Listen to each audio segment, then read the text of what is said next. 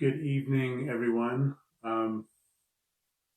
Not sure anybody's here yet. I can't tell from the screen. It's hard for me to see the screen from here. But I want to welcome those of you who may be tuning in or seeing this later to our Wednesday evening Bible study. We're just kicking off a series of reflections on the book of Acts.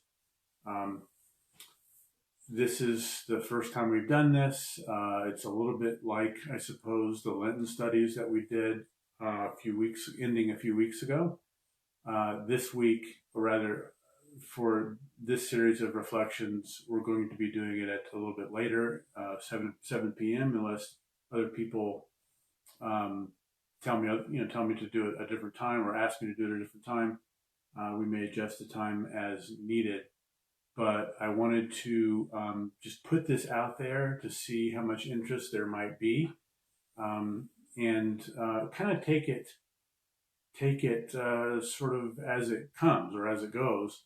Um, the plan is really just to have every week uh, to cover about a chapter of the Book of Acts each week, and I'm not going to be extra careful to make sure it's exactly a chapter, but roughly a chapter each week for a little while. And it could be that if we want to get through the whole book, I think it's 28 chapters, we need to accelerate that. But just start out here with about a chapter a week. Tonight, I'm going to be just giving a little bit of an overview, an introduction to the book. Won't actually be looking at any verses, but the plan would be for next Wednesday evening to look at chapter 1. So let me say a few things about the book of Acts, just by way of an introductory comment. First, let me say that the reason I was interested in doing the book of Acts right now, there were basically two reasons. First of all, the next big holiday on our liturgical calendar is Pentecost. It's just quite a few weeks away still, but it's the next big holiday on our calendar. And I began thinking about how we might sort of prepare ourselves for the message of Pentecost, take it very seriously, because I think during this time for us as a congregation at Eastminster, doing some reflection about who we are and where we're going, this is a holiday that has special significance for us. We want to be guided by the Spirit. We want to discern what the Spirit is calling us to be and to do, and so forth. And so I think paying special attention to Pentecost and its message would be very helpful for us. The second thing that made me want to turn to the book of Acts right now is because of the focus in the book of Acts and also its prequel, if you will, the Gospel of Luke. I'll talk a little bit in just a moment about how those two books are related. But for Luke and Acts, you could say that the primary actor, the protagonist of the story, is the Spirit.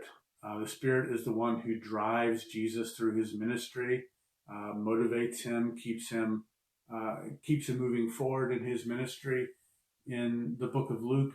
And then, of course, the Acts of the Apostles in Acts are really driven by the Spirit, who's always driving them past their comfort zones and into unknown territories, enabling them to give bold and courageous witness in the face of threats and so forth. So this sort of working of the Spirit, I think, is very evident in the book of Acts. And in our tradition, the sort of Presbyterian Reformed tradition, one way that we have talked about the work of the Spirit is the power of God to unite that which is separate. One of the ways we talk about the Spirit, anyway, it's one that's been always very moving for me when we celebrate communion on Communion Sundays. We gather with the idea that we are being united with all those of every time and place, not separated by geography, not separated by time even. And it's the power of the Spirit that we trust to make that possible. And in the same way, it's the power of the Spirit that makes it possible for us to believe that we are communing with the risen Christ, who is not visible to us, but we believe that we are united with him through the power of the Spirit. So, of course, in this time when we are physically isolated from each other, distant from each other, it seems to me that an important message when we contemplate how we can be the church in this time is to recognize that the church is the church because of the workings and the power of the Spirit to unite that which is different, to separate, to enable us to cross boundaries, to enable us to reach out past our comfort zones, and to find comfort and courage in God's power to unite us even when we are distant. So let me say a little bit about the book of Acts then. The book of Acts was probably written sometime not too long after the year 70. Now, if you remember roughly the lifetime of Jesus on earth, it ended probably before 30, the year 30, right? Right around the year 30. So 27 to 30, I think, is what scholars tend to say. And so the year 70, 40 years after Jesus' life on earth was over, the events narrated in the Gospels and so forth, you have in sort of an uprising in what we now call Palestine, in Judea. And it was led by a bunch of folks that were called zealots, people who were zealous for Jewish independence and freedom from Roman occupation and so forth. And this has been actually, even back in Jesus' time, this has been kind of going on. But this was a very dramatic, powerful uprising that was decisively quashed by the Roman Empire in 70. The temple was destroyed because it was seen as a rallying point for this kind of Jewish nationalism. And so after the year 70, things began to look different in Judea. The Jewish power was greatly weakened, the temple was gone, and people began to migrate to other areas of the sort of Mediterranean region. This was called the diaspora, which actually happened several times in Jewish history. The point is that the book of Acts is probably written after that time, somewhere between the years 80 and 100. The character of Luke, whose name is attached to Luke and also Acts, is by tradition someone who may have traveled with the Apostle Paul during his ministry in, let's say, the 50s. Or 50s and I think early 60s. I don't have the exact dates. By tradition, he was a physician. He may have been from Antioch, which was one of the centers of Christian mission, places where people set out from to go on the missionary journeys that are recorded in most of the bulk of the book of Acts is a recording of missionary journeys. Luke may have been one of Paul's companions. At least that's what has been thought for actually centuries. As I said before, most scholars, and for good reason, it's pretty obvious in the text if you look at how these texts are written, but would think of Luke and Acts as essentially two volumes of one story. Luke, of course, the Gospel of Luke is one volume, the book of Acts is the sequel to it. And Luke is preoccupied, as I said before, with the power and working of the Spirit in Jesus' ministry. In the temptation story, early in the Gospel of Luke, in the baptism story, it says that we read that Jesus was driven by the Spirit out into the wilderness to be tempted. So it's this kind of this driving force that kind of pushes the narrative forward in the Gospel of Luke. Acts, again, is a sequel to that. It's the same sort of drama where the Spirit is pushing the narrative forward, pushing the disciples or the apostles to go into places where they would not have gone, to cross boundaries that they would not have been comfortable crossing, preaching the gospel to Gentiles. first and foremost, sort of reach out beyond the regions that they were familiar with and comfortable with. And in both Luke and Acts, as I said before, the principal actor, one might say, is the Spirit. But it's not the Spirit acting alone in a kind of magical way. It's the Spirit who is acting through human beings, who is internalized in the life of a community and in the soul of individual human beings, and propels them so in such a way that their actions are both their own and they are the work of the Spirit. The Spirit doesn't take over people and make them do things that they don't want to do. Rather, what the Spirit does is it inspires us to want to do certain things, and enables us, gives us the power to do it. So I want to talk about some principal themes of the book of Acts. And I want to use throughout the study, actually, I'll be using some insights from a contemporary writer that I just actually discovered over the past few weeks. I've known about him for a long time, but I've never actually bothered to read his work. His name is Willie James Jennings. He's a theologian, a Bible scholar who teaches at Yale Divinity School, and he wrote a commentary on the book of Acts, which is, I think, very powerful and very helpful. And one of the things that Jennings talks about is that if you back away from the story and just sort of look at it as a whole, the story of the book of Acts, it is the story of what he calls a disruptive presence of God. It's about what Jennings calls a revolution. And by revolution, he doesn't mean sort of the political revolution the idea that we get from 18th century France and the French Revolution and so forth. It's more of a transformation and a total way of life. In the power of the Spirit, people and communities are governed by different principles than they were before. There is a new source of power and authority in their lives, and so it's a total transformation of the community, of individuals within that community. Doesn't affect the political powers that are governing the Roman Empire. The Roman Empire stays in place, but it's a completely transformative event for people who are within the vicinity of these events, right? Of these happenings. And in some ways, the book of Acts is like a continuation of the story in Genesis. One of my favorite passages in the Bible.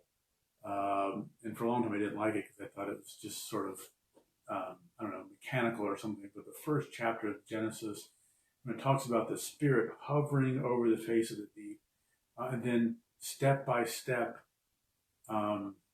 creating different spheres of creaturely life, plants, animals, humans, separates the sky from the sea and all this kind of stuff.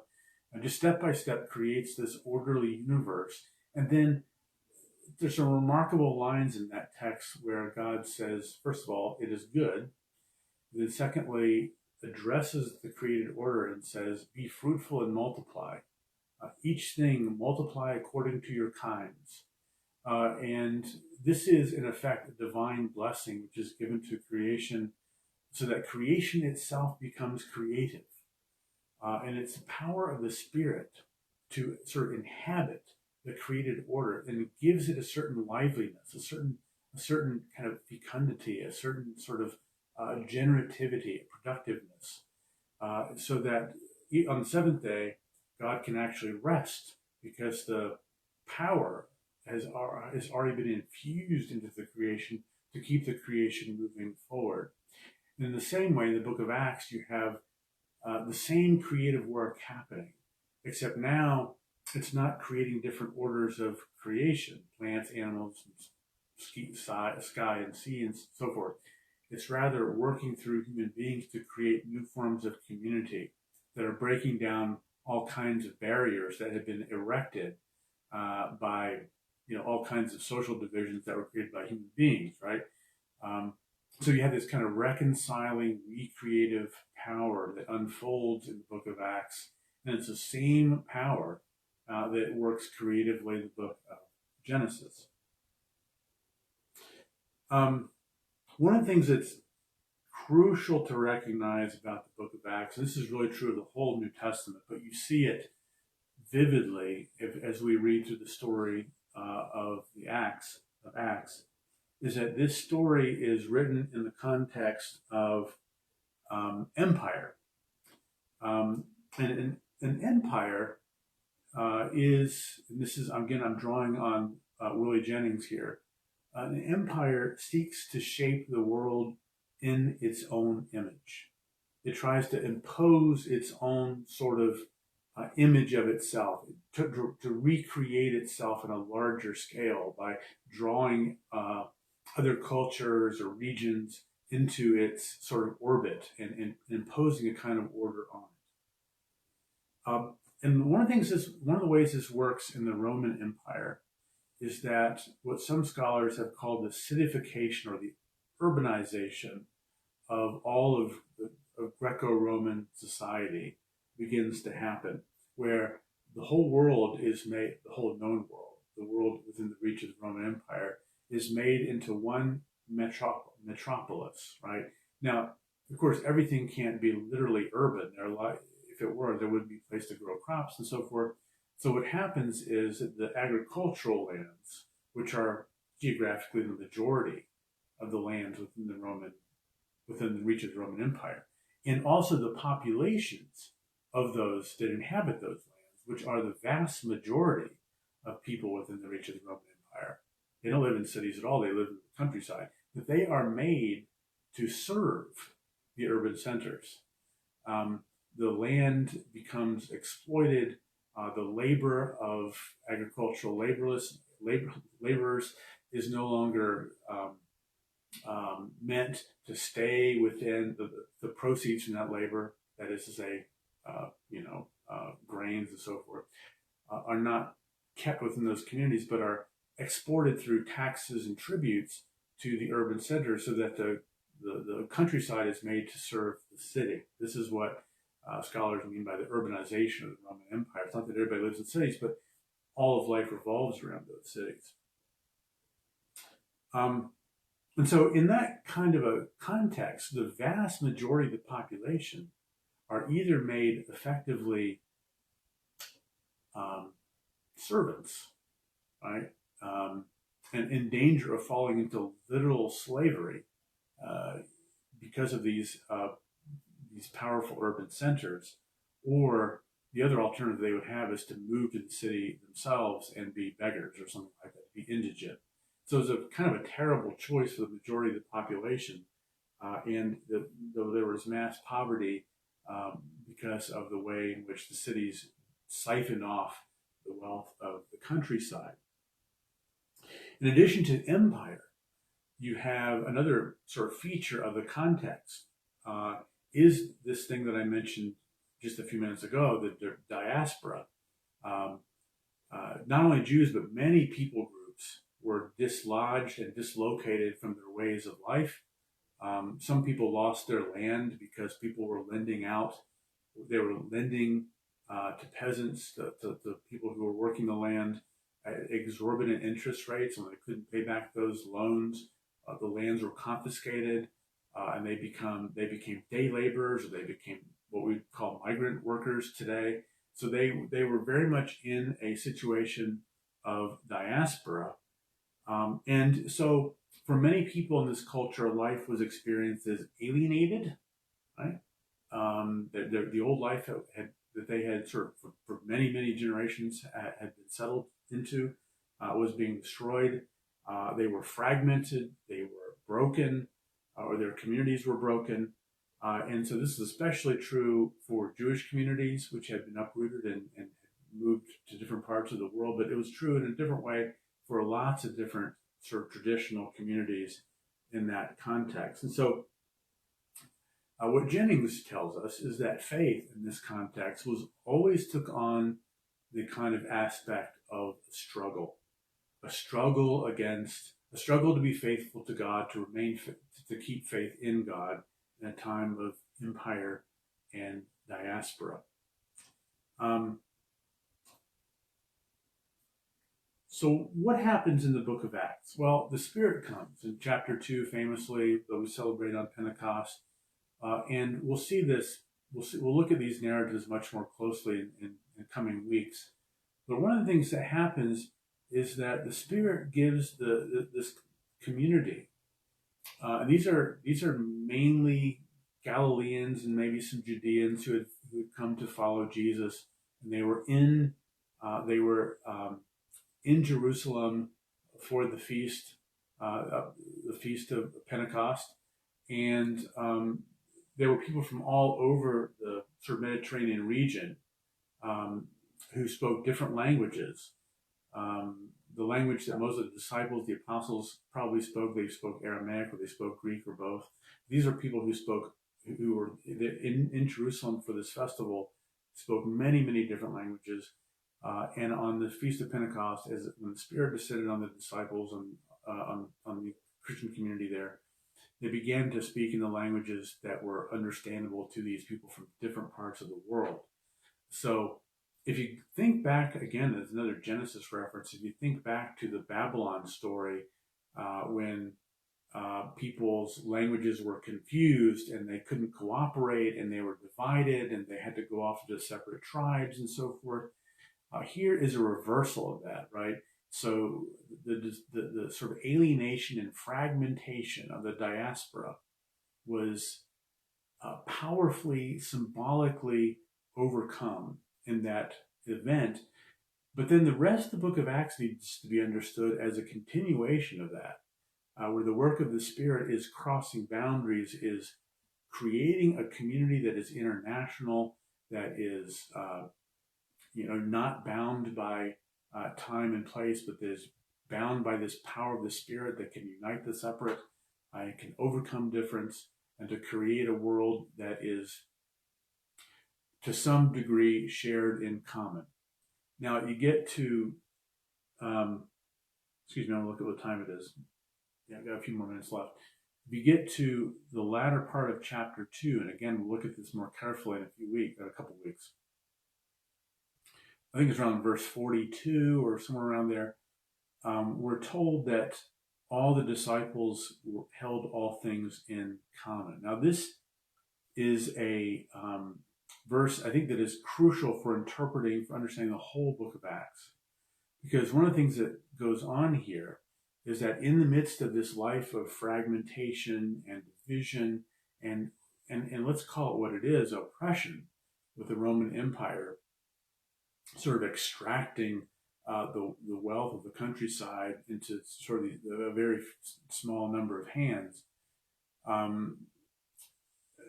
you have this counter movement where this community, motivated by love, motivated by the memory of Jesus, motivated by their collective desire to be Christian community in this sort of broken world that they're living in, that cares for each other to such a degree that they will not tolerate, they do not tolerate the kind of divisions between them that pervade the society at large. In other words, the distinction that we might call now between haves and have-nots. There's a sort of a sharing of resources.